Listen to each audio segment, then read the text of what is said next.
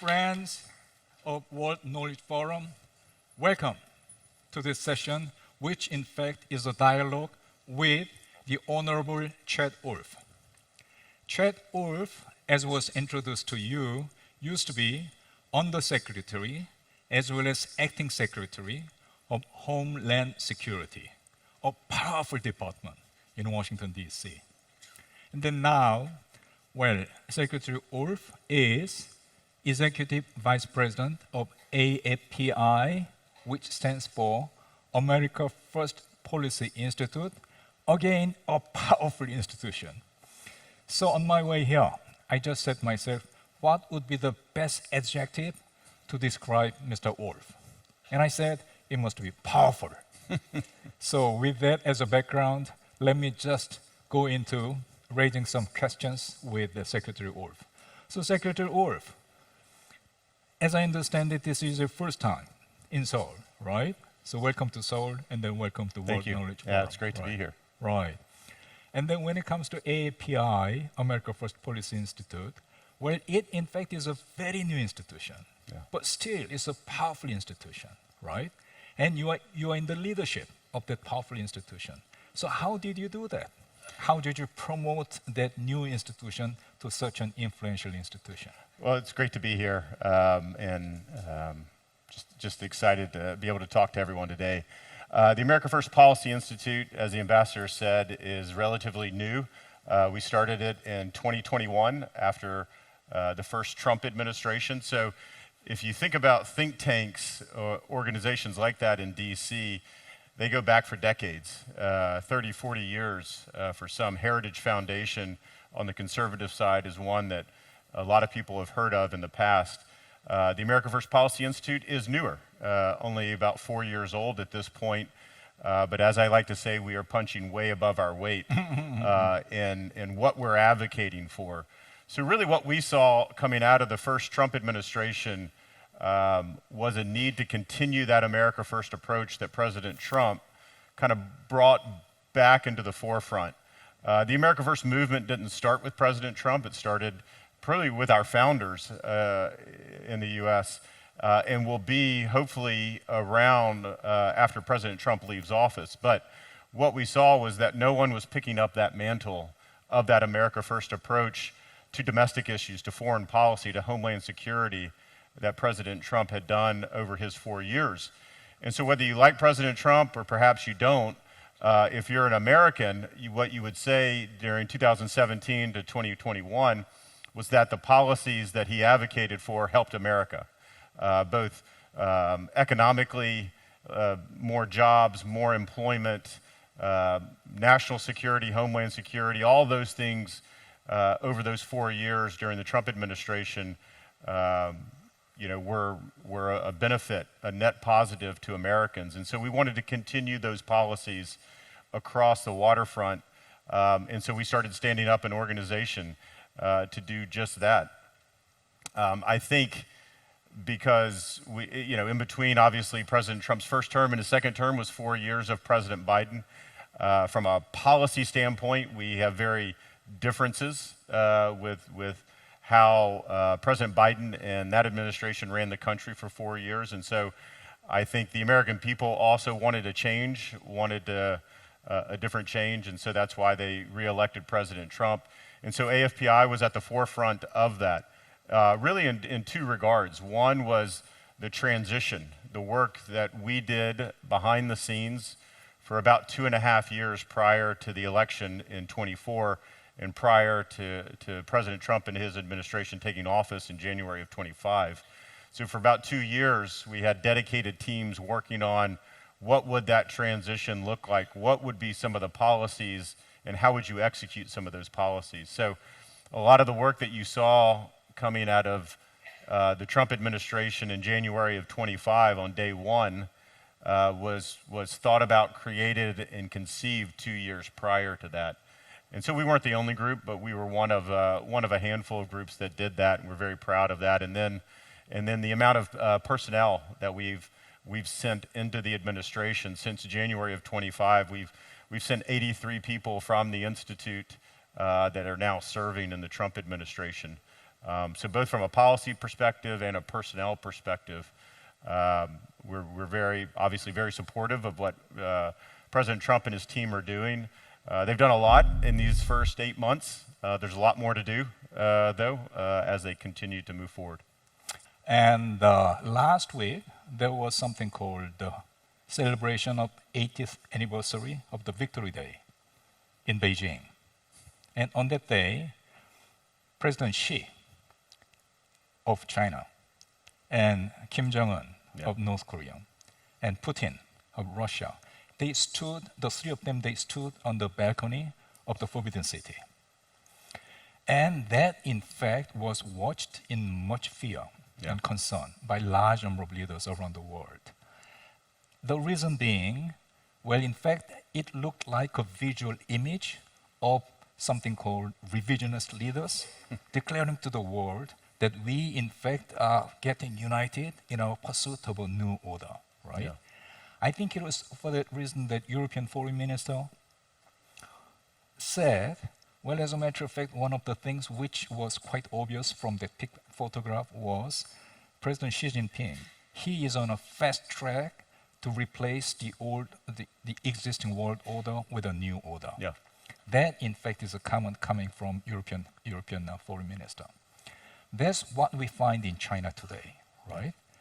But before that, there used to be existing world order, which we used to call rule-based international order, right? Rule-based international order, in fact, was the condition which provided security and prosperity and stability for a large number of countries around the world, Sure. especially allies of the United States. And then the impression we have is President Trump, you said, is interested in security of homeland, is interested in security of Western Hemisphere, but at the same time, somehow we are under the impression he is not that much interested in playing the leadership role to maintain rule-based international order. So the situation we find is there are revisionist leaders all the way out in order to replace the rule-based international order. But on the other hand, when it comes to rule-based international order, United States is pulling back. Yeah. So that, in fact, is the reason why many allies of the United States, they are concerned about conditions for peace and stability around the world. Do you agree with that perception? I probably agree with the perception.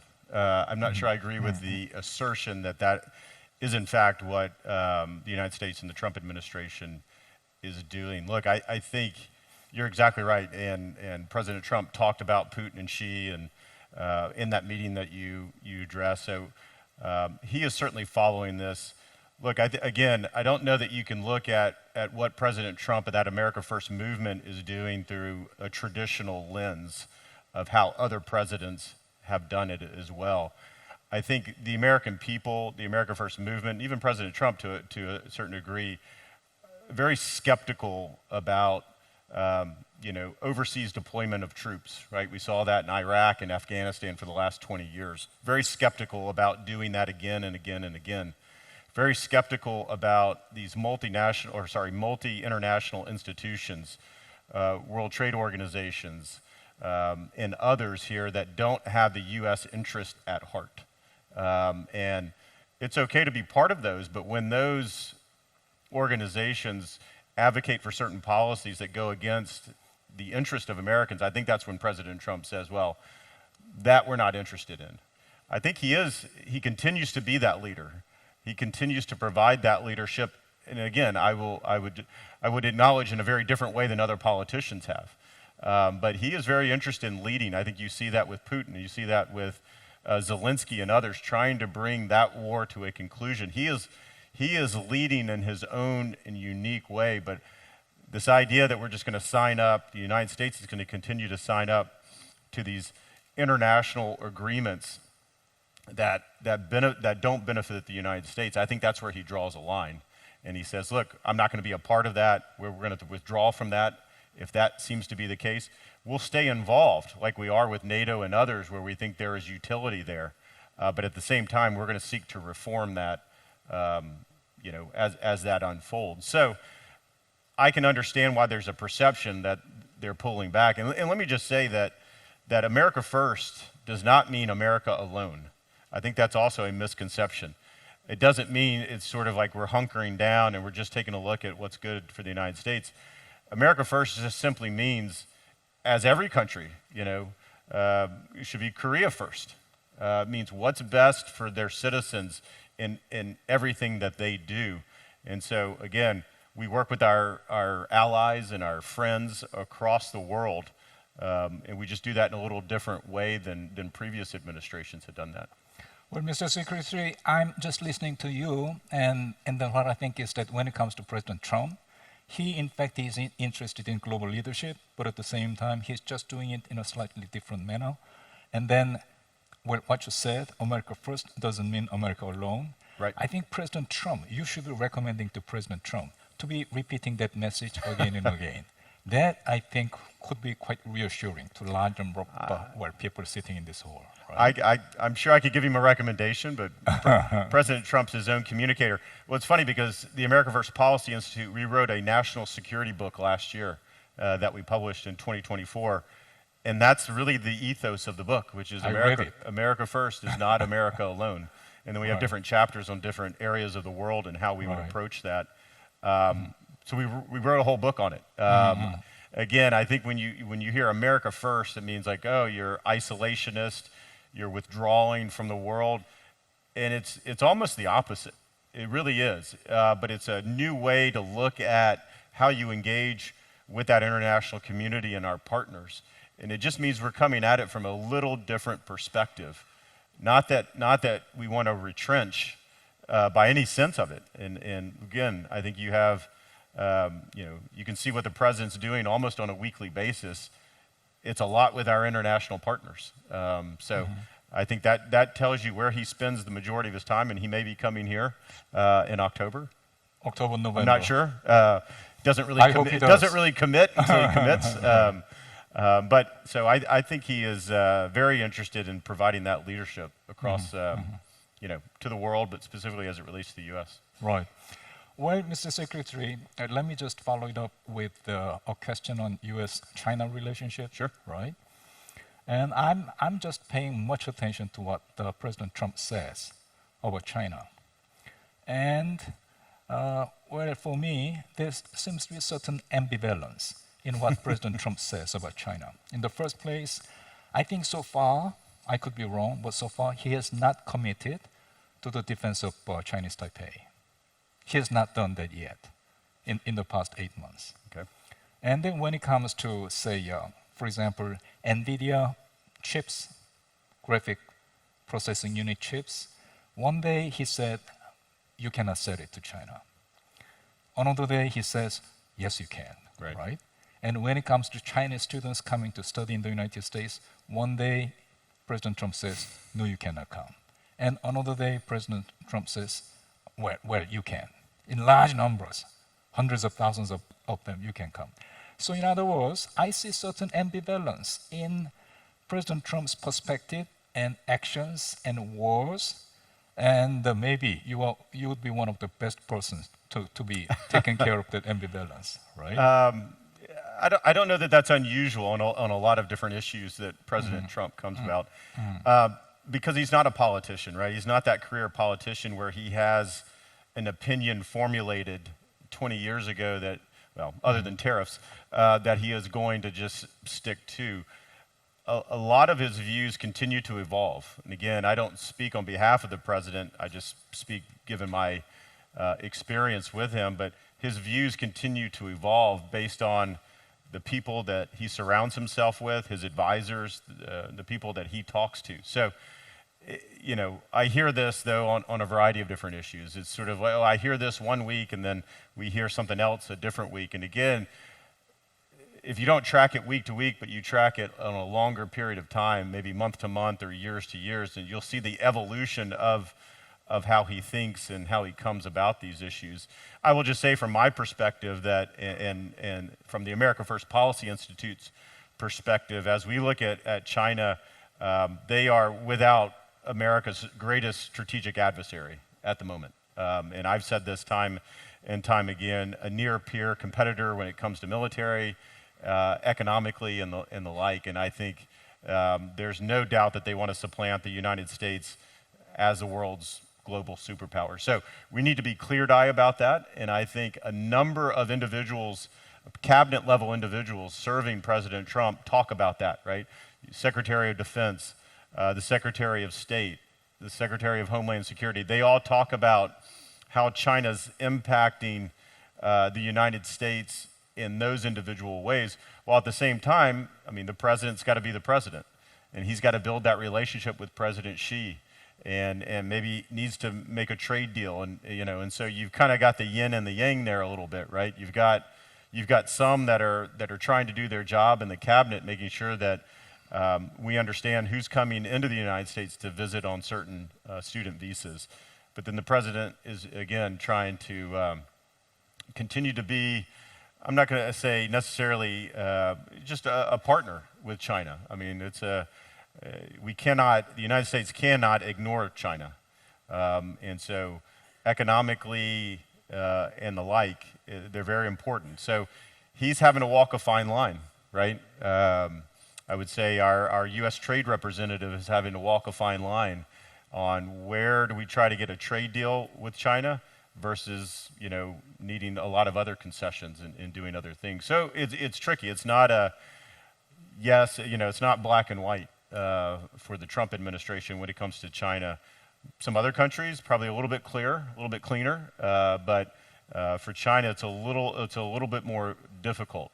And again, depending on when you talk with President Trump, and depending on what's going on, if he likes what he has seen from China, he's going to tell you, I think I like him, and we need to have a partnership with them. That's when he mentioned 600,000 students from China coming into the United States. Now, I will say that did not sit well with a lot of conservatives in the United States. They don't agree with that. So we'll see where that unfolds over a period of time. But I think China's a big one that the Trump team is trying to get their arms around. It's something that we at AFPI have continued to write about, continue to talk about, continue to have a number of experts really focus on, because it's really, really important. The security pacts that we have here in the Indo-Pacific, the trilateral with the Republic of South Korea and others, are critically important. And I think the Trump team is signaling that as well. Well, Mr. Secretary, let us just try to move on to tariff issues. You already talked about tariff several different times. And then tariffs, when it comes to tariffs, then before President Trump began to raise tariffs, then the average tariff for the United States used to be 2.5%. Now it has come up to 19%, right? And then tariff, in fact, would be working against the economic interests of a large number of consumers. Consumption would be discouraged. And then it in fact would work against the investment. Investors would be discouraged. It could be leading to, all those economic difficulties. And then one indicator has been employment, number of employment. So last year, in December, in 2024, I think the monthly employment in the United States was something like 300,000. Yeah. This month, it came down to 20,000. I was quite appalled to see that drop from 300,000 to 20,000. And it in fact could not be wholly because of tariffs, but at the same time, it will be very difficult to say it has nothing to do with the tariffs, right? So for the time being, after several months, it is discouraging consumption, it is discouraging investment, and large number of economists in the United States, they're worried it's not going to go away. Would you agree with them? I mean, you have 167 staff members working Right. at AFPI, so what do Well, they say? I mean, we certainly hear those criticisms, about tariffs. Here's what I'll say. Obviously, how you impose tariffs, I think we all should be cautious about. I think the Trump team is very cautious about, from the Secretary of Treasury to the U.S. our trade representative and to others that have responsibility for the implementation of these tariffs. I think they're all very cautious and cleared eye about how to do this and the impact on that. Here's what I would tell you. I think President Trump, this is one issue that President Trump has been talking about for decades. So I think if you go back, even before he entered public life, he will tell you that the American people and the U.S. specifically has not benefited from this trade imbalance. And so he believes that. He believes that in his heart. And that's what he's tackling right now. So, yes, I think we can talk about how the tariffs have gone up. I think we could talk about how it's been difficult. It's been difficult with the relationships around the world. But I believe that President Trump and his team really believe that they are righting a wrong here, that the United States has been abused by this trade imbalance for too long. And while there may be some pain here in the short term, if we look at it over a course of, again, months and years and not week by week, that the short-term pain or the long-term benefits will outweigh the short-term pain that we feel today. But that is something that they do believe in. I think as we look at that, I think we can say this is also an issue that only President Trump has really taken up, right? I would say for other American presidents and elites around the world and others, they really haven't talked about trade imbalances, right? We've talked a lot about free trade and things like that over the last decade or so, but I don't know that that's been really, effective for the United States. And I think that's where President Trump and his team come at this, is as they look at all the different trade agreements they have around the world with different partners, which ones are they getting a good deal on and which ones do they believe they're not getting a good deal on? And that's what they've been sort of going at. And so, we hear a lot of these dire predictions back in, in January when the president came into office, and then in April when some of the tariffs started kicking in. It really hasn't come to fruition. I mean, we still have the economy is still rebounding in the United States. Is it as fast as others and the Trump administration would like to see? Probably not. But there's a lot to undo after 4 years of President Biden. Unemployment numbers and others, again, not as good as I think the Trump team would like to see, but it is trending in the right direction. And there's a number of other indicators that say this, the trade talks that the team is having is working. It's painful at times. It's painful on relationships, particularly with allies, with our good friends that you have to have hard relationships with. But again, I think that's the benefit of President Trump and that America First approach to governing, which is it's okay to have hard conversations with our allies and friends. It's okay to do that if you're doing that in the interest of everyday Americans, because just like President Trump is doing that, others around the world should be doing that for their own citizens. So, again, I understand the concern with, his approach to tariffs.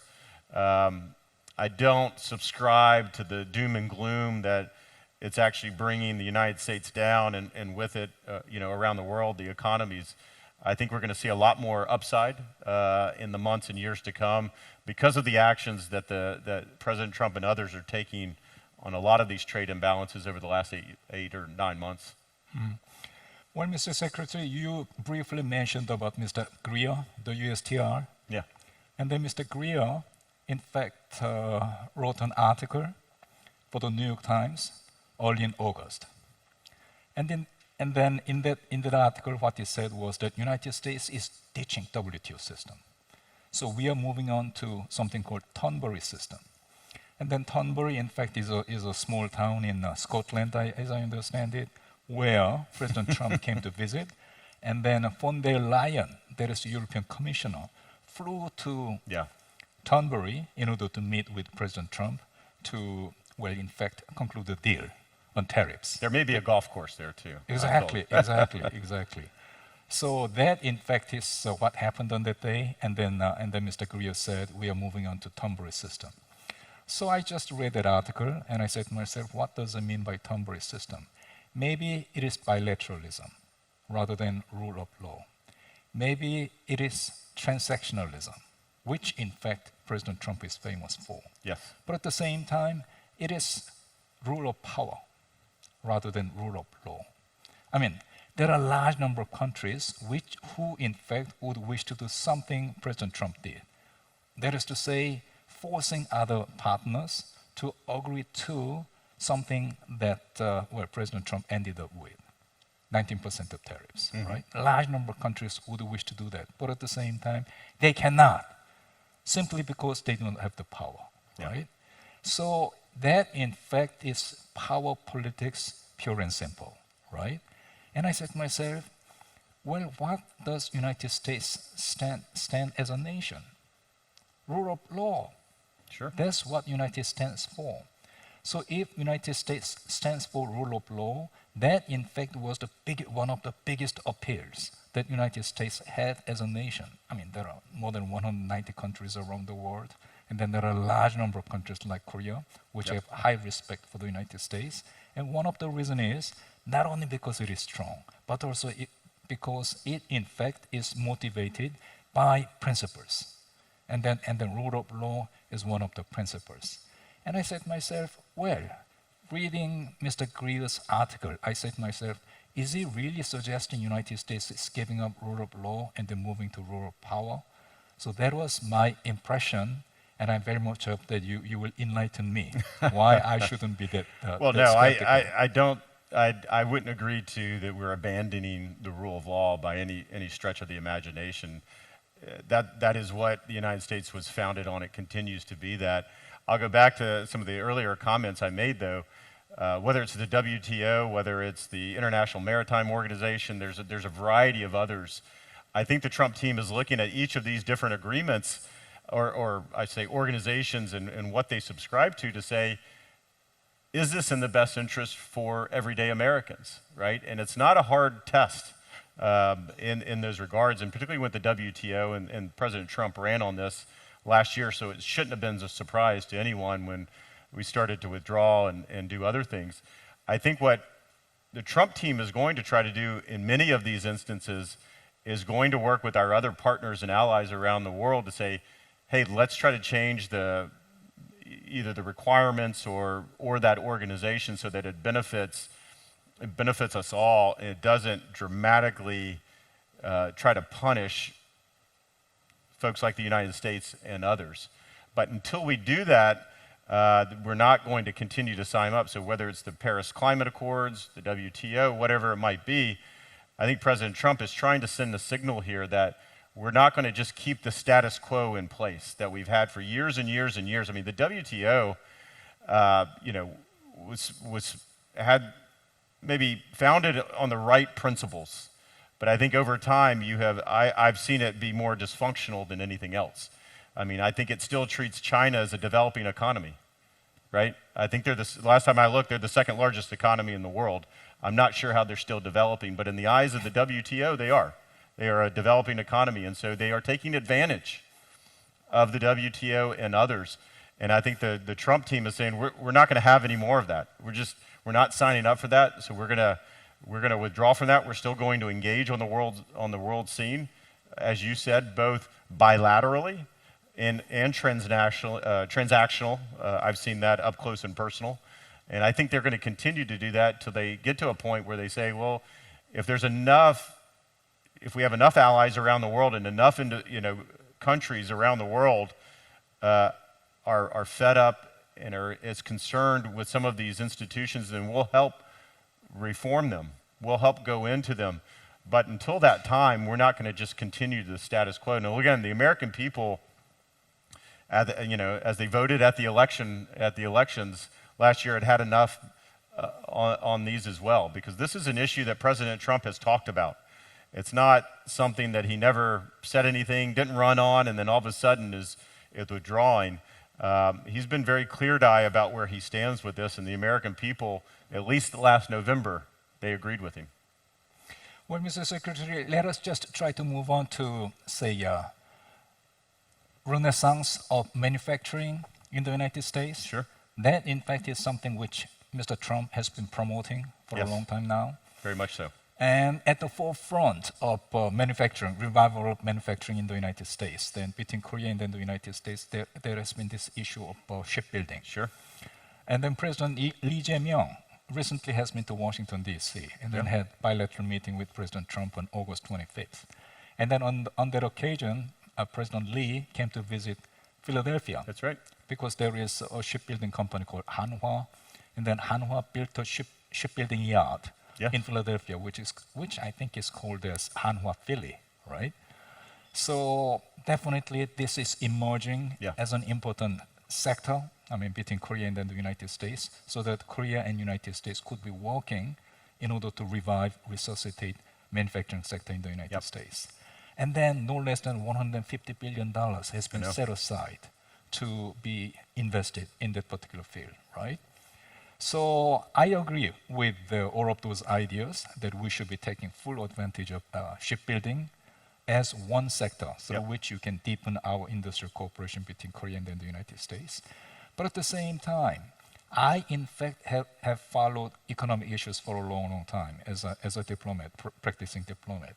And I know about certain laws in the United States, which Sure. in fact made it almost impossible for us to work with the United States on shipbuilding. First and foremost, there has been Jones Act. And secondly, when it comes to naval ships, then there has been Burns-Tollefson Act, right? Right. So they are still there, working as a kind of bottleneck for deepened cooperation between Korea and United States to work on shipbuilding issues, right? Yep. So do you agree something must be done about the Jones Act and then Burns-Tollefson Act? In fact, as I understand it, there have been many bills which have been submitted in the US Congress in that direction. Do you agree with that view? I would love for the United States Congress to take a look at both of those laws as well as others. I think in a lot of senses, or in many instances, U.S. law does not keep pace with the reality of the world and how it looks today. Our laws are sometimes passed, and then we don't revisit those for 20 or 30 years. And the world has moved on. The economy has moved on. National security is in a much different place. Look, I think the relationship with South Korea, the $150 billion investment, this is brilliant. I mean, this is the U.S., and President Trump's a builder, so he loves this, right? And the U.S. used to build ships. South Korea has overtaken us a long time ago. So I think the partnership is absolutely brilliant. I don't know that, look, you've got a divided Congress. You've got a U.S. domestic shipbuilding community. And so whether we talk about the Jones Act or these others, there's very specific views on that. And it's unclear to me whether the White House and the Trump team, they're going to take a proactive and leadership role in that, or they're going to leave that to Congress to solve. I'm afraid if they leave that to Congress to solve, as we know, there's probably not going to happen on that. So what I would say is that the model of having, whether it's South Korea or Japan, come into U.S. shipyards and provide that investment, we are certainly grateful for that. I do think that, at least in the short term, is the model going forward to how much of that relationship. Now, with both of the pieces of legislation you mentioned, there are waivers to them. I mean, you can get around them. As DHS Secretary, I had to sign Jones Act waivers, and then the President does that for the Navy himself. So there are ways to work with foreign entities to get around both of those, or not to get around, but to have waivers to both of those requirements. It's not easy. I'm not saying that it is. So there is probably something that Congress should look at to say, are we still being served by the intent of what those two pieces of legislation do for the United States as we're looking to have more investment into shipbuilding and to encourage more? And I do think that's something that we should probably take a look at. Well, Mr. Secretary, there is one issue you are very, very familiar with, which is immigration, because you used to be Secretary for Department of Homeland Security, right? And then I don't have to explain to you, it in fact attracted much attention of Korean citizens. That is to say, no less than 300 Korean citizens were arrested while they were engaged in building battery company in Georgia. Right. And then that, in fact, was very difficult to be digested by large number of Korean citizens. What is happening? I mean, President Trump, he wants us to come and invest in the United States. So all these investments are being made for battery, for EV, for semiconductors, et cetera, and, building, right? And then building should be done in time. If it cannot be built in time, that means more expenses, right? So when you are in a building process, then of course you have to complete it Sure. as soon as possible, right? That I think is the reason why engineers on a B1 visa or even on ESTA visa, they in fact couldn't wait for the L1 visa, which will be taking several months or even half a year, right? So they couldn't wait for the L1 visa. So they had to go in and then walk on the site and then try to leave as soon as their particular role was completed. And then now, no less than 300 of them were arrested, all right? So that's the reason why a large number of Koreans were surprised about that. And I think between Korea and United States at the level of government, they are now working, we have to work out something Sure. so that this wouldn't happen again. Yeah. So as somebody who has worked as a Secretary of Homeland Security and as somebody who is now working in the leadership of very influential think tank in Washington, D.C., I very much hope that you will be sharing your best advice with the Trump administration so that we could work out something. Yeah, it's a tough issue. Obviously, every time I turn on the TV here, it's on. So I understand. There's a lot of views on this. A couple of different ways to come about this. One would be if you are the Secretary of Homeland Security, your mission is very clear, which is, or anywhere in the executive branch, is to enforce the laws that Congress passes. And part of that is making sure that the people that are working in the United States are doing that legally. And so what you see with that enforcement operation, and again, I don't have all the details, I'm reading what you're reading and others are reading, is that you had a number of workers there that had either come into the United States illegally, had overstayed a visa. No, they didn't come in illegally. Yeah. They were on B1 or Right. ESTA So visa. they had a visa, either they couldn't, they either overstayed that visa or they couldn't transit or go into a different visa.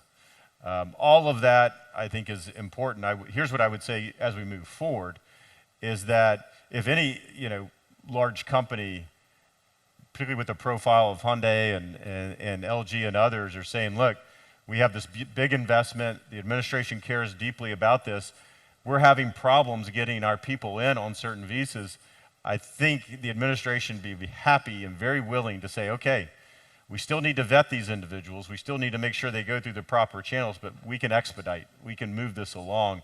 I don't think that the answer is, well, we know they're not on the right visa, so therefore they're not technically permitted to work in the United States. We're just going to let them work anyway. I don't think that the American people kind of see that as not the right approach. That we need to make sure that people who are working in the United States have a valid work permit to do that on whatever visa that they're in. They're on H-1B, they're on whatever it might be. Making sure that you have a valid work permit is first and foremost. And we have an agency, it's called ICE, Immigrations and Customs Enforcement, who undertook that operation. Their job is simply to make sure that people are working in the United States legally, that they have a work permit and they're authorized to work, and if they don't, then they'll come in and they'll make sure that there's the right enforcement action. But look, I think the Trump team is very much aware of this. I think if there are, and it sounds like you've got a little bit more information than I do, if the issue is we're just trying to get into the right visa program, right, and it's just a backlog and it takes time and it takes effort, then there are things that the Trump administration can do to facilitate that. If that's not the issue and it's something else, then there's different solutions for different issues. But I think that the Trump team is willing to work through that a little bit.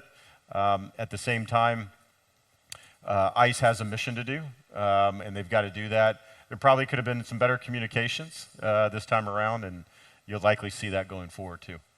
Thank you, Mr. Secretary. Well, when we came in, Secretary and me, when we came in, we talked within ourselves. Let us just try to take some questions from the floor, just one or two. But now I come to realize we ran out of time. But at the same time, I just listened to Secretary Wolf's answers, and I was quite moved about two things. First of all, how frank he was.